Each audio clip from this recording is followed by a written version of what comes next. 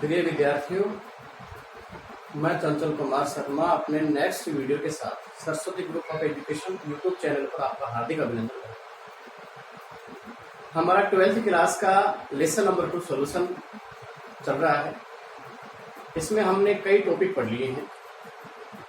अपना आज का जो नया टॉपिक है वो है अवाष्पशील विलययुक्त विलयन के लिए राउल का नियम। इससे पहले वाले जो वीडियो में हमने पढ़ा था वाष्पशील विलययुक्त विलयन के लिए राउल का नियम।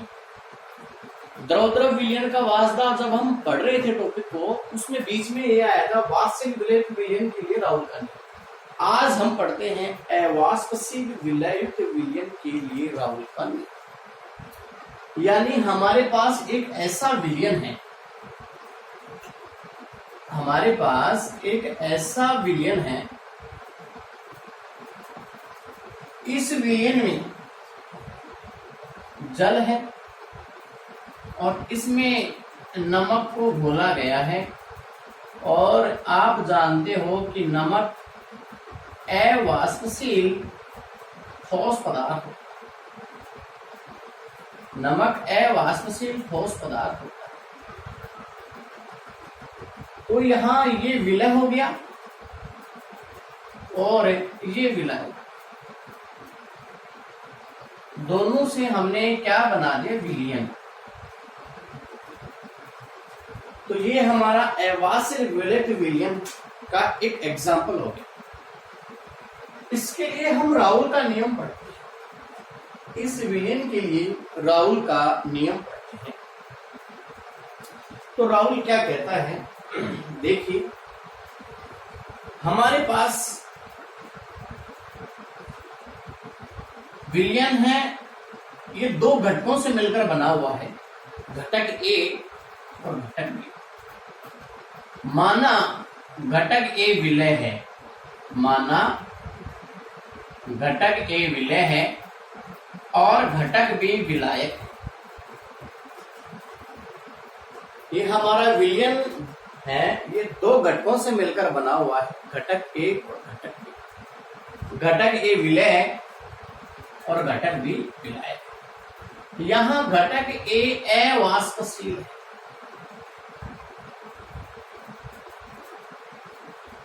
और हमारा जो विलायक है वो वाष्पशील। माना इसका दाब Pa है, इसका जो वाष्प दाब है वो Pa है और इसका जो वाष्प दाब है वो है Pb। तो जब ये अवाष्पशील है, जब इसकी वाष्प नहीं बनती है, तो विलयन के कुल वाष्प दाब की हम बात करें Ps की। Ps क्या है, विलयन का कुल वाष्प दाब। तो विलयन के हम कुल वाष्प दाब की यदि चर्चा करें Ps, तो हम क्या पढ़ते हैं, Pa प्लस Pb। दो घटक हैं, दोनों घटकों का क्या होगा, योग होगा। तो जब हमारा विलयन अवाष्पशील है, उसकी वाष्प नहीं बनती है, तो क्या उसका वाष्प दाब होगा, तो उसका वाष्प दाब Pa बराबर क्या होगा, 0। उसका वाष्प दाब Pa बराबर क्या होगा, 0 होगा। यानी विलयन के कुल वाष्प दाब में इसका कोई भी योगदान नहीं होगा। जब दोनों घटक वाष्पशील हों A और B, तो दोनों का योग कर देते हैं, तो विलयन का कुल वाष्प दाब दोनों के वाष्प दाब के योग के बराबर आता है, जो हम पिछले टॉपिक में पढ़े हैं। लेकिन यहाँ एक अवाष्पशील घटक है और अवाष्पशील घटक है, तो इसका कोई भी वाष्प दाब नहीं होगा। और जब इसका कोई वाष्प दाब नहीं होगा तो Pa बराबर क्या आएगा, 0। तो अपना विलयन का कुल वाष्प दाब क्या होगा, Ps बराबर हम P मान। अब ये तो 0 आ गया। अब राउल क्या कहता है कि अवासिल विलयित विलयन में विलयन का जो वाष्प दाब है वो केवल विलायक पे निर्भर होगा। तो विलायक का वाष्प दाब पीबी है और राउल का नियम क्या आया था कि विलयन में किसी भी घटक का वाष्प दाब है वो उसी की मोल भिन्न के समानुपाती होता है। ये हमने कल भी पढ़ा था, PS बराबर PV नॉट एक्स, ये हम कल भी पढ़े। अब इसको यदि हम यहां लाके रख दें तो फिर क्या आ जाता है, PS बराबर PV नॉट एक्स। क्योंकि x A plus x B बराबर 1 होता है तो एक्स बी बराबर क्या होगा 1 माइनस एक्स। तो PS बराबर PV नॉट 1 माइनस एक्स या PS बराबर PV not minus PV not x. इसको इससे गुणा कर दिया 1 से, इसको इससे गुणा कर दिया, तो अब हमारे पास ये आया। इसको हम अगर पक्षांतरण करें, इसको इधर लें तो ये पॉजिटिव प्लस का हो गया। तो PV नॉट एक्स ए बराबर PV नॉट PS उधर चला जाएगा, PV नॉट माइनस PS। तो क्या आया, PV नॉट बराबर PV नॉट माइनस PS बटा PV नॉट एक्स ए बराबर। तो हमारे पास एक्स ए बराबर क्या आ गया, PV नॉट माइनस PS बटा PV नॉट। तो इस प्रकार से अब राहुल इसी से एक अवासिल वेग युक्त विलयन के लिए नियम बना देता है। एक्स ए क्या है, ए के मोल भिन्न, और ए क्या है, विलय। तो इस नियम के अनुसार किसी निश्चित ताप पर अवाष्पशील युक्त विलयन में विलय की मोल भिन्न वाष्प दाब के आपेक्षिक अवनमन के बराबर होती है। तो अपना जो PV नॉट माइनस PS है, इसको राहुल वाष्प दाब का आपेक्षिक अवनमन कहता है। यानी राहुल क्या कहता है कि PV नॉट माइनस PS बटा PV नॉट, इसे कहता है वो बराबर वाष्प दाब का आपेक्षिक अवनमन। तो ये पूरा वाष्प दाब का आपेक्षिक अवनमन है जो विलय की मोल भिन्न के बराबर है।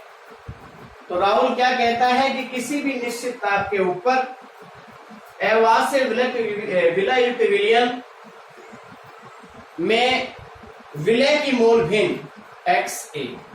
तो अपने पास एक्स ए बराबर क्या आया, PV नॉट माइनस PS बटा PV। तो ये तो क्या है, वाष्प दाब का आपेक्षिक अवनमन, इसे वाष्प दाब का आपेक्षिक अवनमन कहते हैं। अपने आगे टॉपिक आएगा, टेंशन मत लेना कि ये क्या होता है, एक टॉपिक आएगा ना संख्या मतलब, उसमें अपन इसकी चर्चा कर लेंगे। तो ये किसके बराबर आया, एक्स ए के बराबर। तो एक्स ए बराबर क्या है, ए की मोल भिन्न, और ए हमने क्या माना था, विलय, तो विलय की मोल। तो किसी निश्चित ताप पर राहुल ने क्या बताया, किसी निश्चित ताप पर अवाष्य विलय युक्त विलयन में विलय की मोल भिन्न वाष्प दाब के आपेक्षिक अवनमन के बराबर होती है। ये अपना अवाष्य विलयन के लिए राहुल का नियम है कि किसी अवाष्य विलय युक्त विलयन में विलय की मोल भिन्न वाष्प दाब के आपेक्षिक अवनमन के बराबर होती है। इस प्रकार से राहुल एक नया नियम देता है जो अवाष्य विलय युक्त विलयन है। अब इसको हम किस प्रकार से लिखेंगे, किस प्रकार से देखेंगे, तो देखो एक बार। अभी मैंने आपको क्या बताया कि हमारे पास एक विलयन है, ये तो बताया हमारे पास एक विलयन है। इस विलयन में एक तो घटक B है और एक घटक क्या है A। तो ये मैंने क्या बताया कि विलायक है B, और जो क्या है वाष्पशील। A क्या है, विलय है, A क्या है, विलय, और जो क्या है अवाष्पशील, यानी इसकी वाष्प नहीं बनती है। तो ये अपना जो विलयन है, ये विलयन क्या हो गया, अवाष्पशील विलयित विलयन, यानी इसमें जो विलय है वो अवाष्पशील है, उसकी वाष्प नहीं बनती। अब जिसकी वाष्प नहीं बनती है उसका वाष्प दाब नहीं होगा। तो अब ए है, इसकी वाष्प नहीं बनती है, जिसका वाष्प दाब नहीं होगा, यानी इसका जो पीए है वो बराबर क्या होगा, 0, और इसका क्या आएगा, पीबी। अब इन दोनों का योग क्या आ जाएगा, पीएस बराबर पीबी, यानी विलयन का वाष्प दाब, विलयन का वाष्प दाब। तो विलयन का वाष्प दाब किस पे निर्भर हुआ, विलय के वाष्प दाब पे। क्योंकि जब एक बात बताओ, किसी परिवार में 2 कैंडिडेट हैं जिसमें एक कुछ पैसे कमाता है और एक नहीं कमाता है, तो परिवार की कुल कमाई इसी पे डिपेंड होगी जो कमाता है। यहाँ 2 घटक हैं, ए और बी, तो विलयन का जो कुल वाष्प दाब है वो किस पे निर्भर होगा, जो वाष्पशील है, अवाष्पशील पे निर्भर नहीं होगा। अब ये आया अपने पास, तो ये पीबी समानुपाती एक्सबी, ये आप पढ़ चुके हैं, पहले भी मैंने पढ़ाया था कि विलयन में कोई भी घटक है उसका वाष्प दाब उसकी मोल भिन्न के समानुपाती होता है। तो पीबी बराबर क्या बताया था आपको, पीबी नॉट एक्सबी। तो हमारे पास यहां अब क्या आ जाता है, पीएस बराबर पीबी नॉट एक्स, हमने इसको यहां रख दिया, पीबी का जो मान था उसको हमने यहां रख दिया।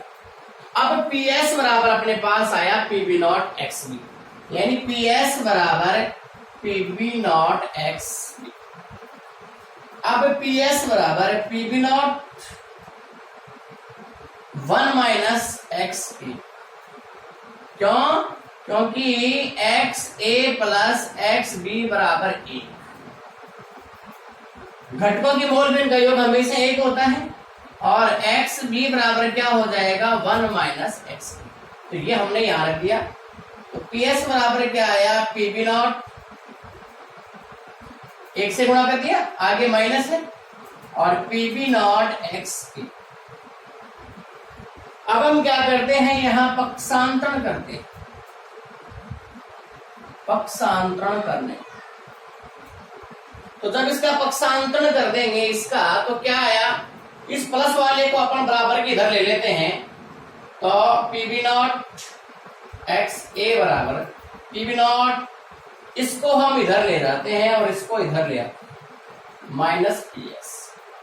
तो अपने पास एक्स ए बराबर क्या आया, पीबी नॉट माइनस पीएस बटा पीबी नॉट। और ये मैंने आपको बता दिया, ये वाष्प दाब का अपेक्षिक अवनमन है और ये विलय की मोल भिन्न है। तो राहुल क्या कहता है कि किसी भी निश्चित ताप पर अवाष्पशील विलयित विलयन में उपस्थित विलय की मोल भिन्न वाष्प दाब के अपेक्षिक अवनमन के बराबर होती है। ये क्या है, वाष्प दाब का अपेक्षिक अवनमन,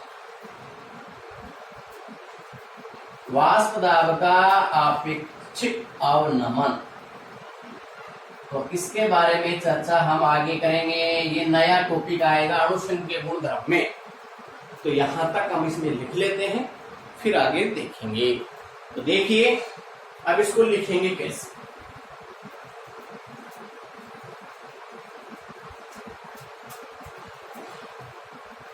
तो कैसे लिखेंगे, माना विलयन में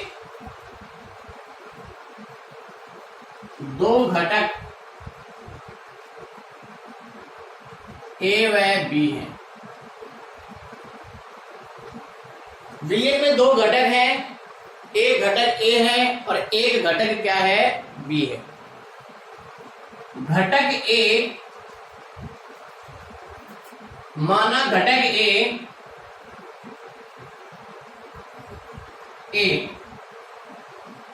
घटक ए क्या है, अवाष्पशील विलय। घटक ए क्या है, अवाष्पशील विलय है। घटक ए अवाष्पशील विलय है तथा घटक बी वाष्पशील विलायक।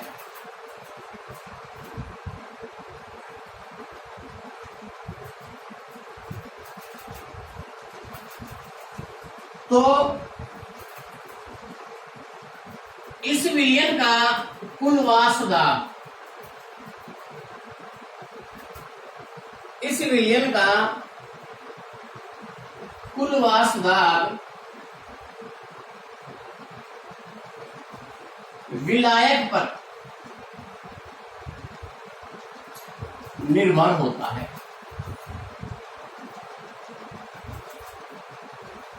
अब विलायक पर निर्भर होता है क्यों? क्योंकि विलायक ही इसमें वाष्पशील है, विलय तो क्या है, अवाष्पशील है। इसलिए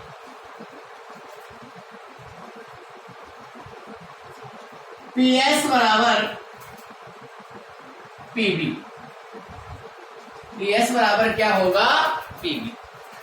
तो A और B अपने पास दो घटक हैं, यहां B का वाष्प दाब है PB और PS क्या है, विलयन का वाष्प दाब। तो PS बराबर विलयन का वाष्प दाब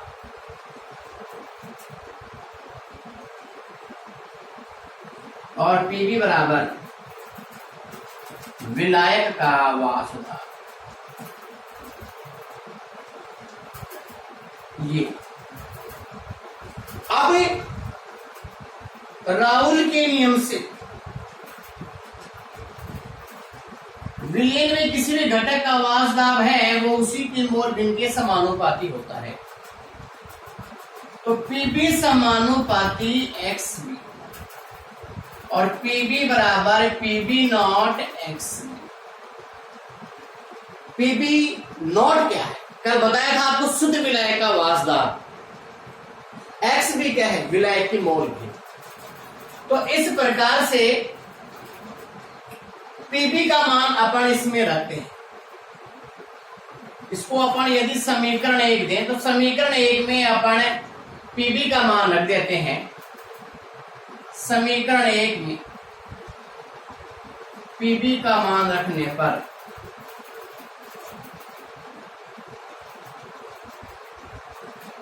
तो अपने पास क्या आ जाता है, PS बराबर PB का मान क्या है, PB not XB, PB not XB। अब PS बराबर PB नॉट 1 माइनस X, क्योंकि XA प्लस XB बराबर 1 होता है। तो PS बराबर PB नॉट, इसको 1 से गुणा कर देंगे, माइनस PB नॉट XA। तो हमारे पास XA के बराबर क्या आ जाता है, XA बराबर PB नॉट माइनस PS बटा PB नॉट, ये आ जाता है। तो इस प्रकार से राहुल ने क्या बताया, अतः राहुल के नियम से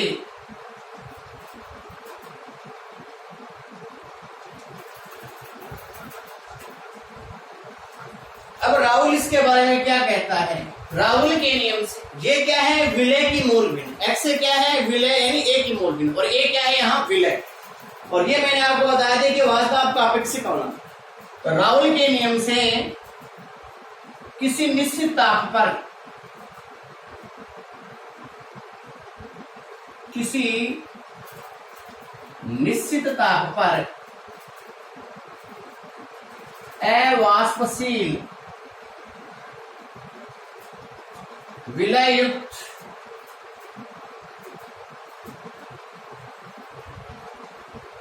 अवाष्पशील विलय युक्त विलयन में उपस्थित विलय की मोल भिन्न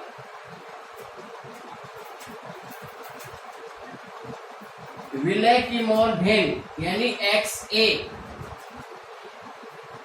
वाष्प दाब के अपेक्षित अवनमन के बराबर होती है।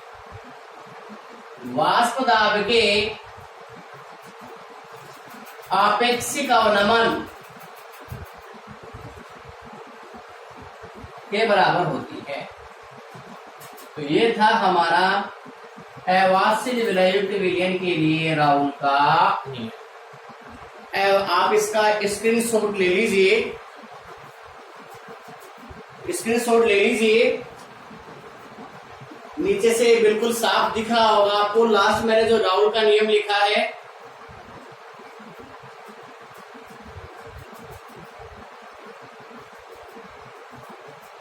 तो अवाच्य विलयित विलयन के लिए राउल का जो नियम है वो लास्ट में हमारे पास ये आ जाता है।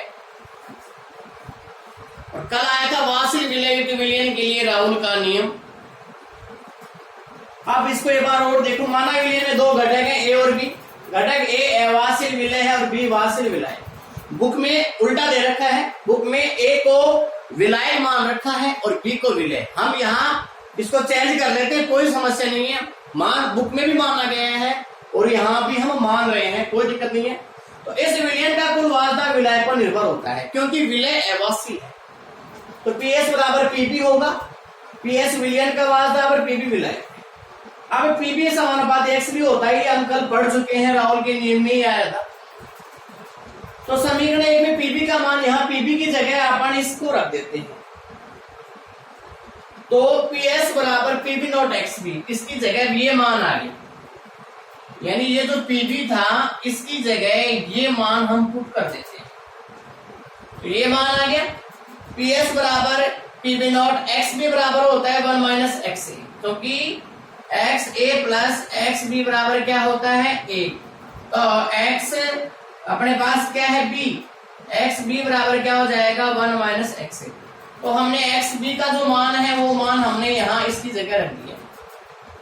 ये आ गया, अपक्षांतरण कर लेंगे तो एक्स ए बराबर ये आया। एक्स ए क्या है विलय की मोल भिन्न, और पीबी नॉट माइनस पीएस बटा पीबी नॉट क्या है वास्तव का अपेक्षित अवनमन। और पीबी नॉट माइनस पीएस बराबर होता है वास्तव अवनमन। इसकी चर्चा हम आगे आने वाले टॉपिक में करेंगे, कंप्लीट ये पूरा ही टॉपिक आगे आएगा। तो अब आगे देखिए आप, अवाच्य और वाच्य विलयुक्त विलयन के लिए राउल का नियम हो चुका है। दोनों ही नियम आपको पढ़ा दिए गए हैं।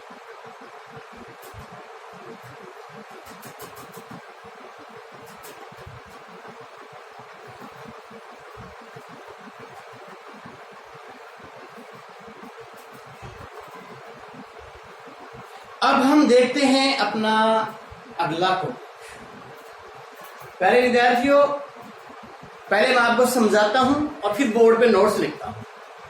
तो दो बार काम हो गया, एक बार आपको समझाया गया फिर लिखा गया। तो आप दोनों बार ध्यान से देखा करो, समझा रहा हूं तब भी और लिख रहा हूं तब भी। नोट्स भी साथ साथ आप तैयार करते रहो। अब आगे हम अगला टॉपिक लेके चलते हैं, आदर्श व अनादर्श विलयन। ये अपना अगला नया टॉपिक, आदर्श व अनादर्श विलयन। Ideal and non ideal solution. आदर्श व अनादर्श विलयन, ideal and non ideal solution. आदर्श एंड अनादर्श विलयन के बारे में अब हम देखेंगे। देखिए, पहले हम बात कर लेते हैं आइडियल सॉल्यूशन की, आदर्श विलयन।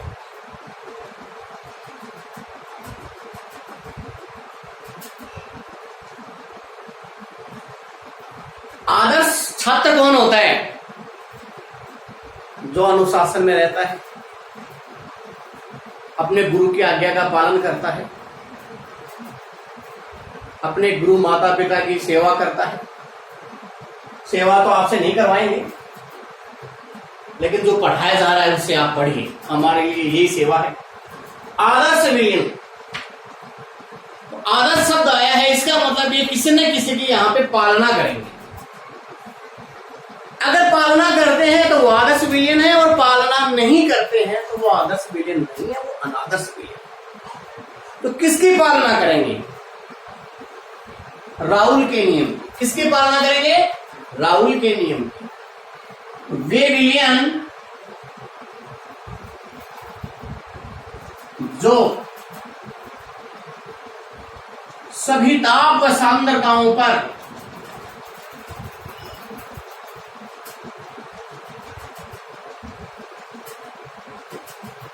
राउल के नियम की पालना करते हैं,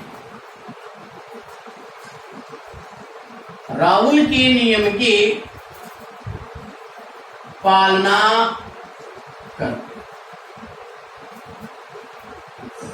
उन्हें आदर्श विलयन कहा जाता है, उन्हें आदर्श विलयन कहा जाता है। तो राउल के नियम में क्या आया था? राउल के नियम में आया था पीए बराबर पीए नॉट एक्स, और क्या आया था? पीबी बराबर पीबी नॉट एक्स बी, और क्या आया था? पीएस बराबर PA not X A plus PB not x.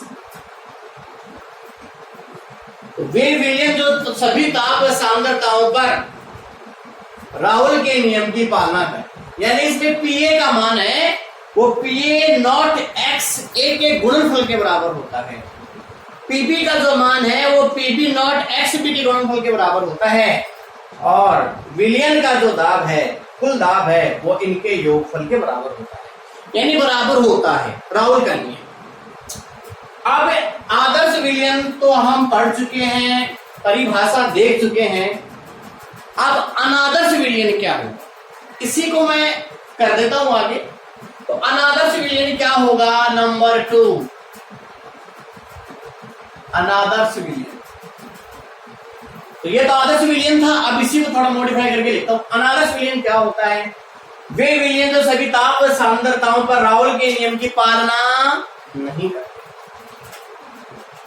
नहीं करते हैं, वे क्या कहलाते हैं? अनादर्श विलयन कहलाते हैं।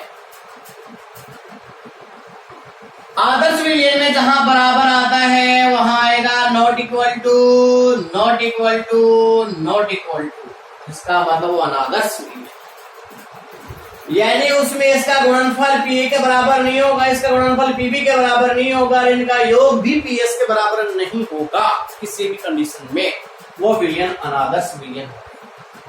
और परिभाषा है कि राउल के नियम की पालना नहीं करते, और राउल के नियम की पालना करते हैं। ऑफ राउल्स लॉ, तो राउल के नियम की जो पालना करता है वो आदर्श विलयन होता है। तो ये तो थी इनकी परिभाषा। अब हम एक एक को लेके चलते हैं। पहला है अपना आदर्श विलयन। पहला जो विलयन है वो है आदर्श विलयन।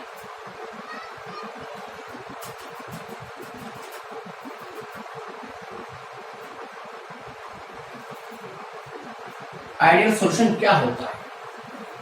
तो देखिए, नंबर 1, आदर्श विलयन की जो विशेषताएं हैं वो सभी लिखेंगे। कौन कौन सी विशेषताएं? तो वे विलयन जो सभी ताप सांद्रताओं पर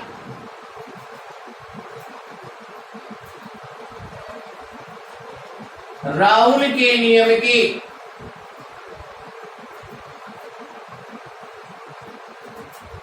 पालना करते हैं,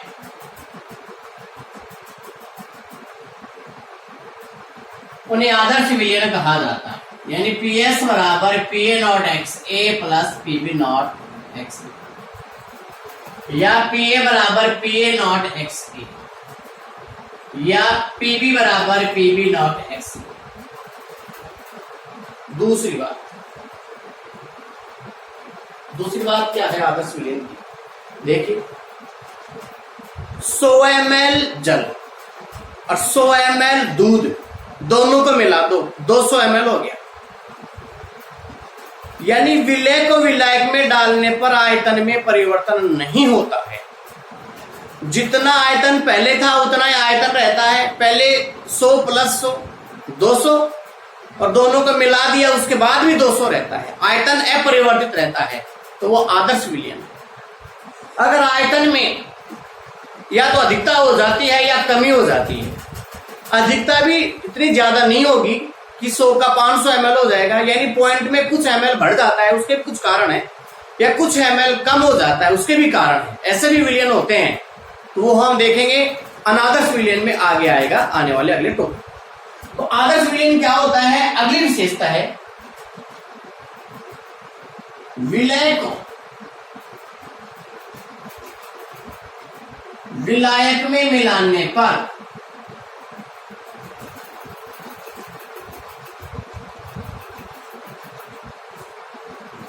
विलयन का कुल आयतन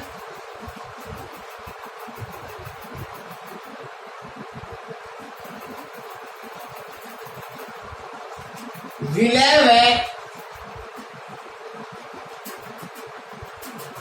विलायक के योग के बराबर होता है। जी, अर्थात आयतन अपरिवर्तित रहता है, अर्थात आयतन अपरिवर्तित रहता है।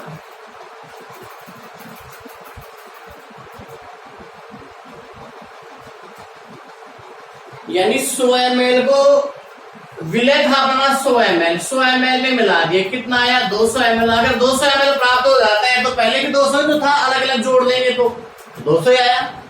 आयतन अपरिवर्तित रहता है, यानी डेल्टा वी अपरिवर्तित है तो 0, यानी आयतन में परिवर्तन नहीं होता है। अब नेक्स्ट, विलय को विलायक में मिलाने पर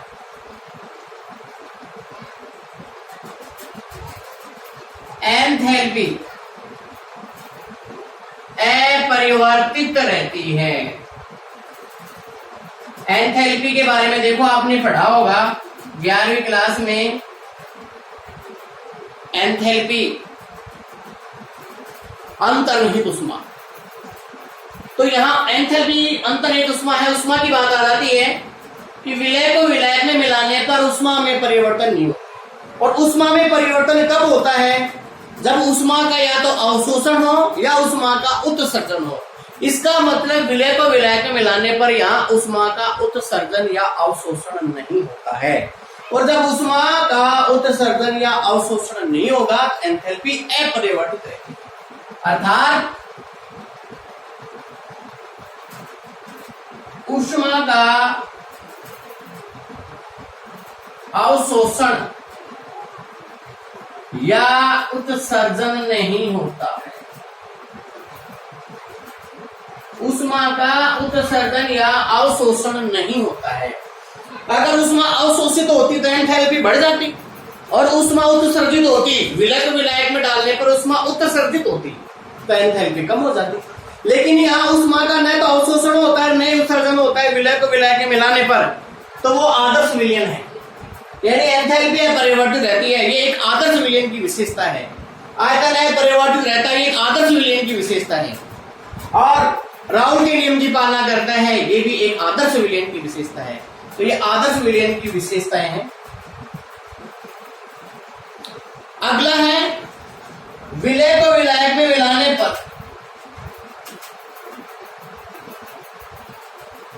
विलय को विलायक में मिलाने पर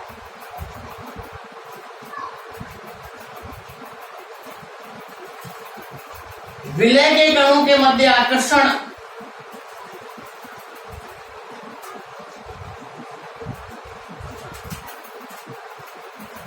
यानी विलय में कण है, जैसे विलय ए है तो ए विलय के कण जुड़े हुए हैं आकर्षण से ए, तो विलय के कणों के मध्य आकर्षण व विलायक के कणों के मध्य आकर्षण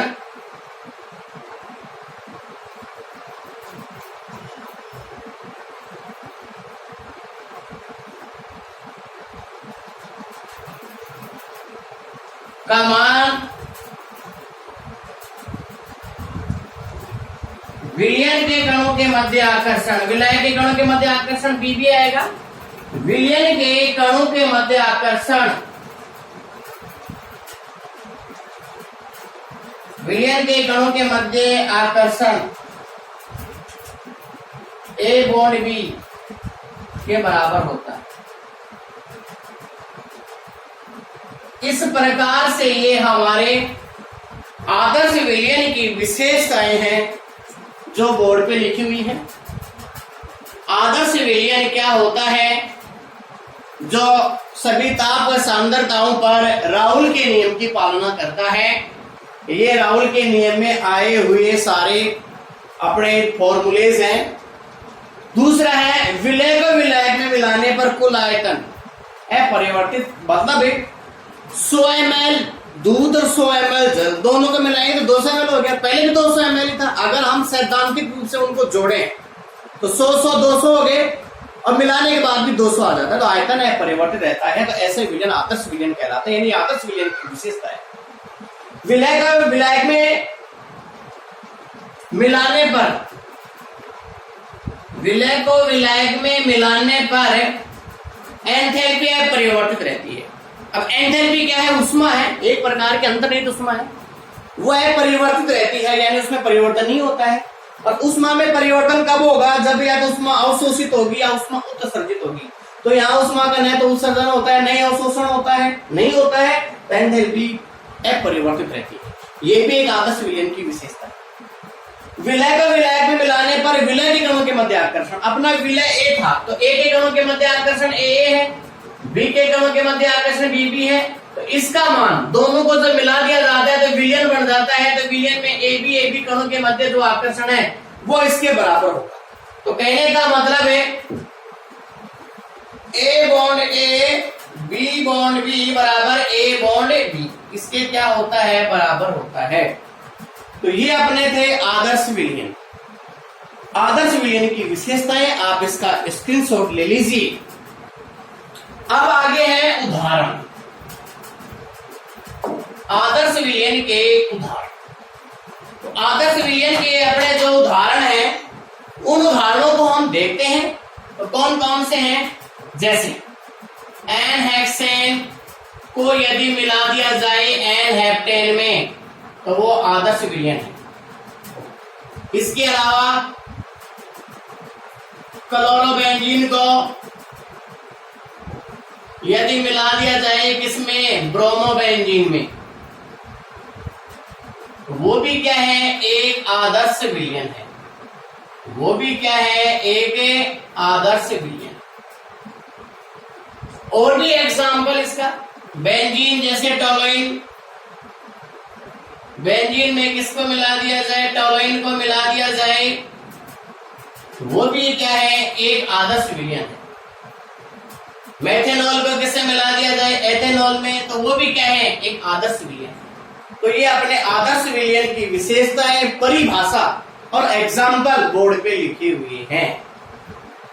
अब अपना अगला है अनादर्श विलयन। आगे क्या है? अनादर्श विलयन। तो अनादर्श विलयन क्या होता है ये भी देखिए। अनादर्श विलयन क्या होता है? तो यहां अनादर्श विलयन वे विलयन जो सभी ताप सांद्रता पर राउल के नियम की पालना, तो यहां क्या जुड़ जाएगा? नहीं करते हैं। यहां क्या जुड़ जाएगा? नहीं करते हैं। तो नहीं करते हैं तो करने वाले में बराबर था, तो नहीं करने वाले में यहाँ पे नॉट इक्वल टू आएगा। भाई जब पालना करते हैं तो बराबर हो रहा था, तो नहीं करते हैं तो बराबर नहीं होगा, कम या अधिक होगा। विलय का विलय के नाम पर विलयन का कुल आयतन विलय विलय का आयतन के योगफल के बराबर नहीं होता है, अर्थात आयतन परिवर्तित हो जाता है। यानी यहां नॉट इक्वल टू, विलय को विलय के मिलाने पर एंथैल्पी परिवर्तित हो जाती है। Delta H not equal to 0, ऊष्मा का अवशोषण या उत्सर्जन होता है। भाई अवशोषण होगा तो बढ़ जाएगी और उत्सर्जन होगा तो कम हो जाएगी। तो डेल्टा एच का मान 0 थोड़ी आया। डेल्टा एच का मान क्या आएगा, या तो पॉजिटिव आएगा या नेगेटिव आएगा, यानी 0 से ज्यादा या कम आएगा। विलय को विलय के मिलाने पर कणों के मध्य आकर्षण का मान यहाँ क्या था, बराबर होता है, तो यहाँ बराबर नहीं होता है, नॉट इक्वल। ये आपके सामने है अनादर्श विलयन। आदर्श विलयन को ही मैंने मॉडिफाई कर दिया है, नेगेटिव लगा दिया, उसमें होता है जगह नहीं होता है वो लिख दिया है, तो वो अनादर्श विलयन हो जाता है। अब हमारे यहाँ अनादर्श जो विलयन है, उस अनादर्श विलयन के एग्जाम्पल और प्रकार की चर्चा हम आगे आने वाले वीडियो में करेंगे।